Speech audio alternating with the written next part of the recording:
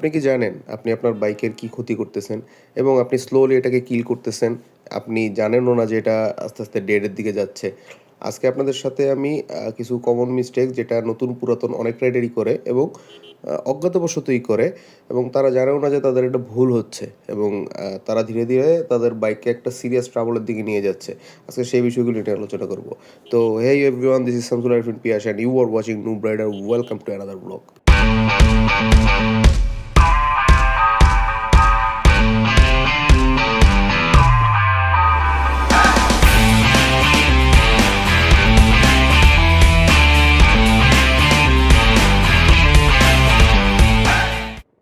আমরা অনেকেই ভুলবশত হচ্ছে হলো ইঞ্জিন স্টার্ট দিয়েই হচ্ছে হলো থ্রটল রেপ করা শুরু করি।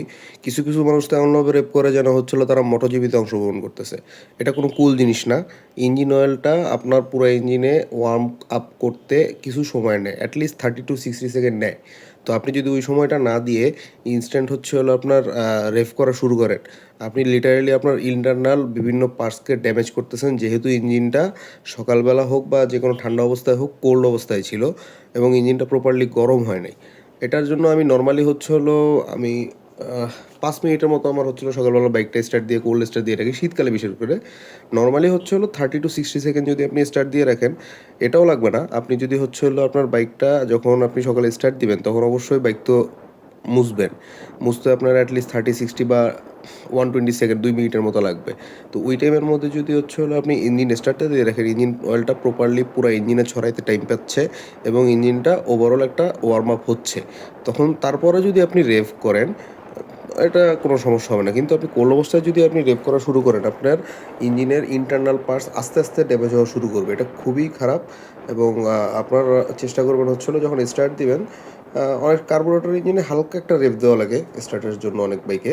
তো সেটা দেন, কিন্তু আপনার বুম, বুম করে হচ্ছে হলো রেভ করা লাগবে এর কোনো মানে নাই। এটা এভয়েড করার চেষ্টা করবেন। কোনো কিছুরই অতিরিক্ত এবং কোনো কিছুরই কম ভালো না। তো আমরা অনেক সময় করি কি, একটা ড্রাই চেন দেখেই আমরা হচ্ছে হলো ওভারলুক করা শুরু করি। তো দেখা গেছে ড্রাই চেন যদি আপনার বাইকে থাকে, এটা তো একটা বড় মিস্টেক।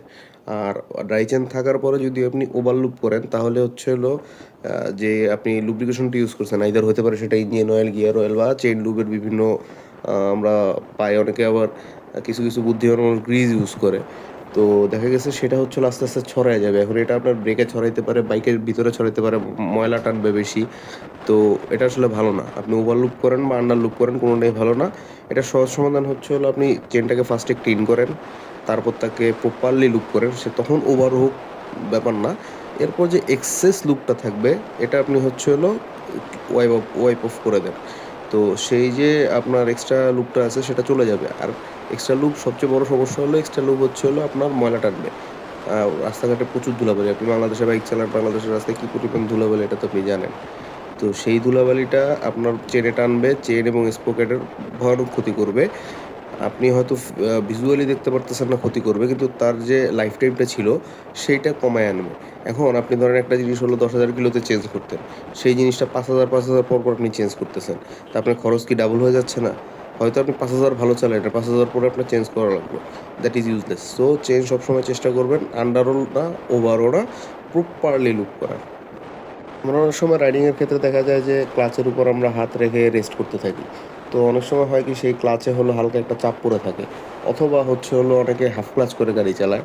তো আপনি হাফ ক্লাচ ইউজ করেন বা ক্লাচের উপর হাত রেখে যদি প্রেশার রাখেন, আপনার ক্লাচ প্লেটটা কন্টিনিউয়াস হচ্ছে হলো কন্টাক্টের মধ্যে থাকতেছে। এখন যদি ক্লাচ প্লেট কন্টিনিউয়াস কন্টাক্টে থাকে, খুব দ্রুত আপনার ক্লাচ প্লেট বার্ন হয়ে যাবে এবং ক্লাচ প্লেট বার্ন হওয়ার সাথে সাথে যদি এটা লং টার্ম যায়, এটা আপনার আস্তে আস্তে ইঞ্জিনও এফেক্ট ফেলবে। আপনি পিক আপ পাবেন না, আপনি এক্সিলারেশন করতে পারবেন না।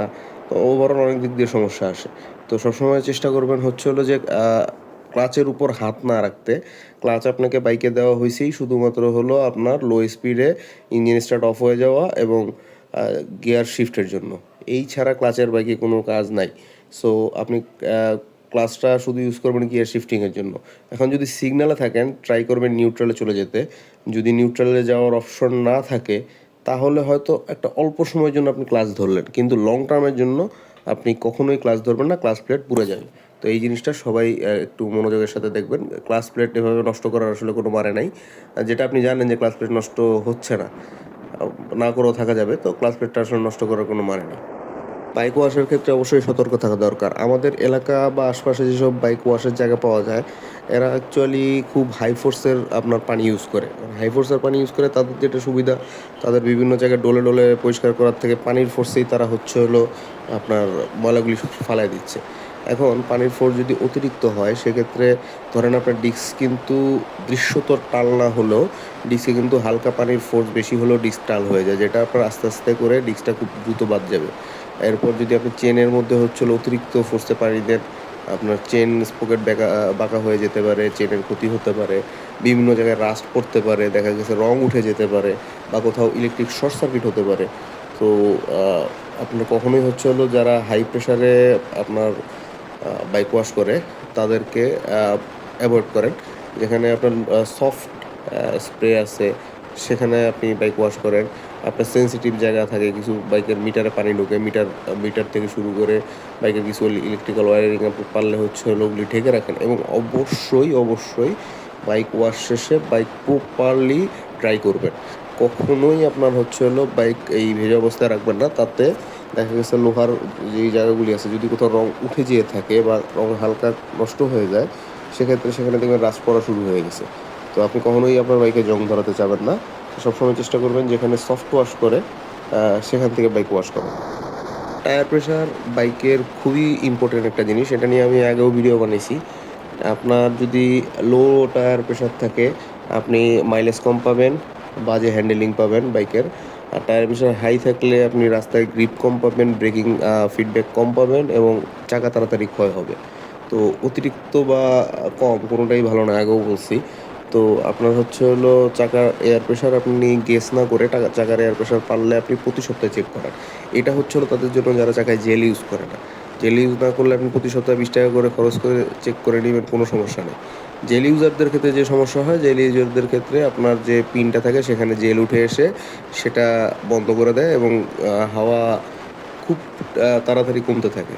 তো জেল ইউজারদের আসলে চাকায় তো লিকও হয় না, লিক হলেও জেল সেটা ব্যাকআপ দিয়ে দেয়। সে কারণে জেল ইউজাররা আমার হিসাবে হচ্ছে হলো মাসে বা 2 সপ্তাহ পরে একবার হচ্ছে হলো চেক করে নিতে। আর যদি সম্ভব হয় একটা ডিজিটাল টায়ার প্রেশার রাখতে। এটাও হচ্ছে হলো জেল ইউজার ছাড়া। জেল ইউজারদের ক্ষেত্রে জেলের কারণে একেক সময় একেক রকমের প্রেশার শো করবে। তো একটা ডিজিটাল মিটার যদি আপনি রাখতে পারেন প্রেশার গেজ, তাহলে হচ্ছে হলো আপনার বাইকের টায়ার প্রেশারটা দেখতে পারবেন এবং সবসময় চেষ্টা করবেন কোম্পানি যে টায়ার প্রেশার আপনাকে মেনটেন করতে বলছে, তারা লাখ লাখ টাকা কোটি কোটি টাকা খরচ করে আর&ডি করছে। তারা আপনার আমার থেকে ভালো জানে, এলাকার যে দোকানদার আছে তার থেকে ভালো জানে। সো তারা যেটা বলছে সেটা মেনে চলার চেষ্টা করবেন। হয়তো মাইলেজ আপনি কিছু কম পাবেন তাদের জন্য, কিন্তু অতিরিক্ত মাইলেজের আশায় আপনি টায়ার প্রেশার হাই করেও যেমন চালাবেন না, লো করেও চালাবেন না। টায়ার প্রেশারটা এক্সাক্ট রাখার সবসময় চেষ্টা করবেন। আরও কিছু হচ্ছে হলো আপনার মহাপাপ যেগুলি আপনি কমিট করতেছেন কিন্তু আপনি জানেন না।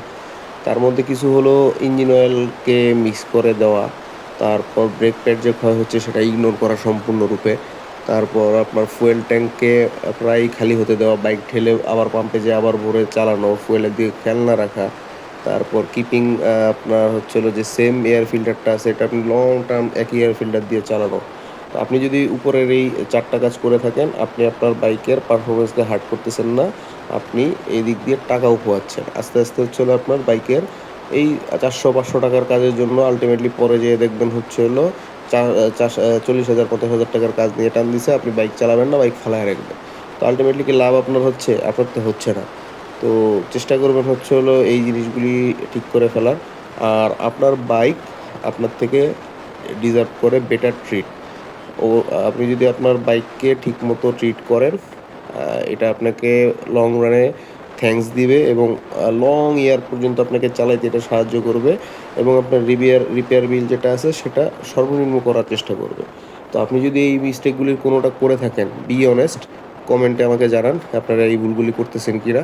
এবং এছাড়াও যদি অন্য কোনো ভুল আপনার জানা থাকে আমার কমেন্ট বক্সে জানান, আমি পরবর্তী ভিডিওতে সেটা অ্যাড করে দেওয়ার চেষ্টা করব। আর যারা আমার চ্যানেলে নতুন আছে তারা চ্যানেলটাকে একটা সাবস্ক্রাইব করে দিবেন, ভিডিওতে একটা লাইক কমেন্ট করে দিবেন। আর পুরানোরাও আমার ভিডিওতে একটা লাইক কমেন্ট করে আমাকে জানাবেন যে আপনাদের কাছে ফিডব্যাক কেমন লাগলো। আর সাবস্ক্রাইবারদের উদ্দেশ্যে বলতেছি, আপনি যদি রাইড স্মার্ট রাইড করেন প্রতিদিন, আপনার বাইক আপনাকে একটা লং টার্ম পারফরমেন্স দিবে, যেটা আপনি কোম্পানির উপর দোষ না দিয়ে আপনি নিজের উপর দোষ দেন। হ্যাঁ, আপনার বাইক আপনাকে লং রানে তখনই ভালো সার্ভিস দিবে যখন আপনি বাইককে ঠিক মতো ট্রিট করবেন। সো দেখা হবে সামনের কোনো ভিডিওতে, সেই পর্যন্ত সবাই ভালো থাকবেন, সুস্থ থাকবেন। আজকের ভিডিও এই পর্যন্তই। খোদা হাফেজ।